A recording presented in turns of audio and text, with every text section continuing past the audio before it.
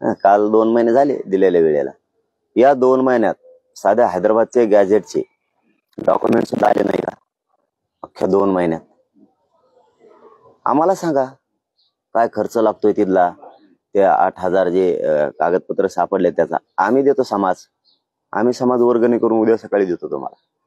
हे मी मागच सांगितलं होतं बघा 20-22 दिवसापूर्वी दौरा निघायच्या अगोदर की यांनी आता आम्हाला अशा सोडावी लागणार हे देणार आहेत म्हणून आरक्षण.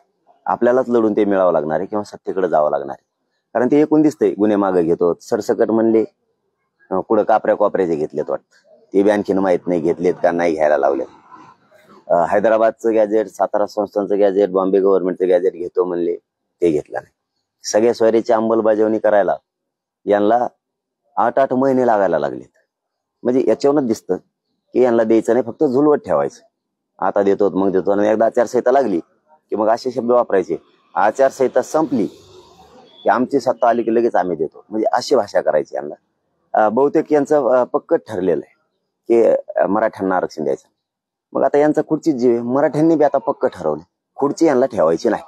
जे होईल ते होईल पण खुर्ची यांना ठेवायची.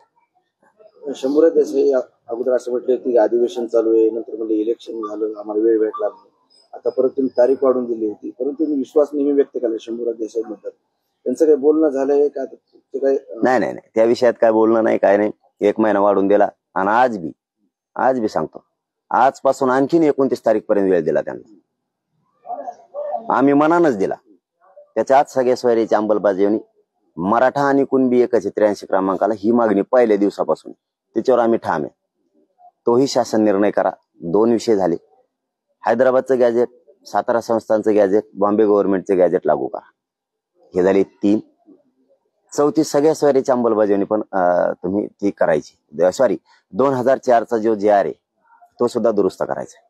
सगळ्या सोयरीची अंमलबजावणी तर त्यांना ती करावीच लागणार आहे. ते तिच्यापासून तर आम्ही मागं हटतच नाही. आणि सरसकट गुन्हे आणि जे आमच्या 5-7 मागण्या आहेत ते त्यांना आम्ही लिहून दिलेल्या. याच्या अगोदर निवेदन देऊ कादारलो होता आम्ही त्यांना. गुन्हे हे सरसकट आजपर्यंत मागे घ्यावे लागणार आहे. आणखीन 29 तारखेपर्यंत बघा तुम्हाला होत आहे का. 29 नंतर काय? नंतर 29ला फायनलच होणार आहे.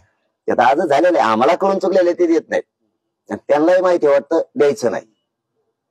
ते फक्त झुलवत ठेवायला लागलेत. आणि आता मधल्या काळात जे वेळ आहे ह्या वेळेत बहुतेक ते ढकलतेत की महाविकास आघाडीला म्हणतात बैठकीला या, महायुती म्हणते बैठकीला या. हे दोघं एकमेकावर फक्त रिळत येत नाही का. आपण शेतात एखादी बैलगाडी घेऊन चाललो का काही बैल नुसते रिळत असतात बघा आत. त्यांना शिवळावर रिळत येत. शिवळ मोडूस तर सवय असते ते रिळायची. तसे महायुती रिळती त्यांच्यावर आणि महाविकास आघाडी रिळती त्यांच्यावर. यांना मध्ये काट्या लावा लागणार आहेत. पहिल्यांदा मग बैल ठेप्याला आणायचे असले ना मध्ये अशा काट्याच्या हे असायच्या बघा. काट्याचे असे ते पोत्याचा तुकडा घ्यायचा त्यात मोठाले काटे खोसायचे असे. ते इकून लावले का मग ते खांद्यात घुसत येत इकडे घुसत मग सरळ चालतो असं. तसं आता आम्हाला त्या शेवट्याला असे काटे लावा लागणार आहेत. आता 29 तारखेच्या नंतर म्हणजे 2024ला तेव्हा अशा दुरीच चालणार आहे. काही येड्यात काढायचं ना दुसऱ्याला की आता कुठं 12 महिने लागतात का आरक्षण द्यायला. 12 महिने लागतात का. मराठ्यात प्रचंड चीड यांच्या विषयात प्रचंड राग आहे.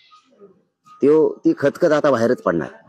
येड्यातल्या येड्याला सुद्धा कळण फसवायला लागली. माझा सामान्य शेतकऱ्यापासून सगळ्यात मोठ्या शेतकऱ्यांपर्यंत किंवा नोकरदार पासून व्यवसायापर्यंत सगळ्या मराठ्यांना कळालं की हे आता फसवायला लागले. 12 महिने लागतच नाही. आता फक्त बहाणे करणार आचारसंहिता लागू सर. त्याच्यामुळे आम्ही बी तयारीलाच काही हरकत नाही. आम्ही पण तयारी. तुम्ही देणार नसाल तर आम्हाला पाडावं लागणार. राजकीय भाषा करावंच लागेल ना. तुम्ही जर आरक्षण देणार नसला तर भाषा कोणची वापरावं. तीच भाषा आहे. मग आता तुमच्या खुर्ची जीव आहे आमचं आरक्षण आहे. तुम्ही आमचं आरक्षण मिळून देणार आम्ही तुमची खुर्ची मिळून देणार. ते पक्क झालेलं आहे. तरी बघा 29 तारखेपर्यंत जुळतंय का तुम्हाला.